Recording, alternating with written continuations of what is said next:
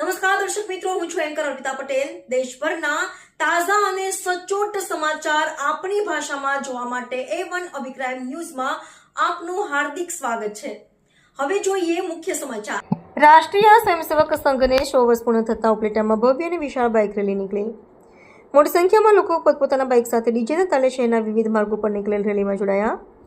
રાજકોટ જિલ્લાના ઉપલેટા શહેરના ભવ્ય બાઇક રેલી નીકળી હતી। જેવી રીતે અયોધ્યામાં શ્રીરામ મંદિરમાં ભગવાન શ્રી રામલલ્લાની મૂર્તિ પ્રાણ પ્રતિષ્ઠા વખતે નીકળેલ વિશાળ બાઇક રેલીની યાદ તાજી અપાવી હોય તેમ ઉપલેટા શહેરમાં આજરોજ રાષ્ટ્રીય સ્વયંસેવક સંઘને 100 વર્ષ પૂર્ણ થતાં ભવ્ય અને વિશાળ બાઇક રેલી શહેરના વિવિધ માર્ગો પર નીકળી હતી।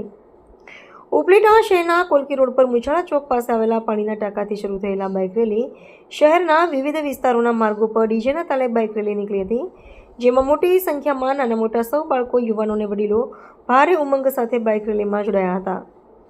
આ બાઇક રેલીમાં 550 કરતાં પણ વધારે બાઇકો ચાલકો જોડાયા હતા અને જય શ્રી રામના જયઘોષ કરતા ભારે ઉત્સાહ સાથે જોડાયા હતા।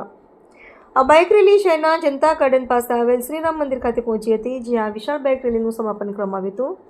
ખાસ કરીને આવતીકાલે ઉપલેટા શહેરમાં અલગ અલગ જગ્યાએ 8 વસ્તીના વિભાગમાં એકસાથે 8 હિન્દુ સંમેલનો બપોરે 3:30 કલાકે યોજાશે।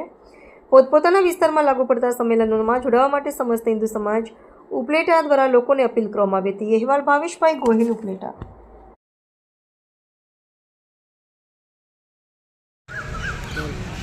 કૌશલ પરમાર, હિન્દુ સંમેલન સમિતિ ઉપલેટા। આજ રોજ હિન્દુ સંમેલન જે થવા જઈ રહ્યા છે એ સંદર્ભે વિશાળ બાઇક રેલીનું આયોજન થયું હતું, જેમાં હજારો લોકોની ઉપસ્થિતિ હતી।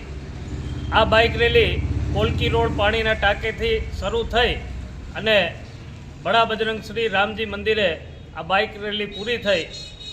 આવતીકાલે એટલે કે તારીખ 1 અને રવિવારે જે વિવિધ સ્થળોએ હિન્દુ સંમેલનો થવા જઈ રહ્યા છે, આ હિન્દુ સંમેલનોની અંદર દરેક ભાઈઓ બહેનો, ધર્મપ્રેમી, રાષ્ટ્રપ્રેમી ભાઈઓ બહેનો પરિવાર સહ આ હિન્દુ સંમેલનની અંદર પહોંચે અને આ હિન્દુ સંમેલનને ખૂબ સારી રીતે માણે।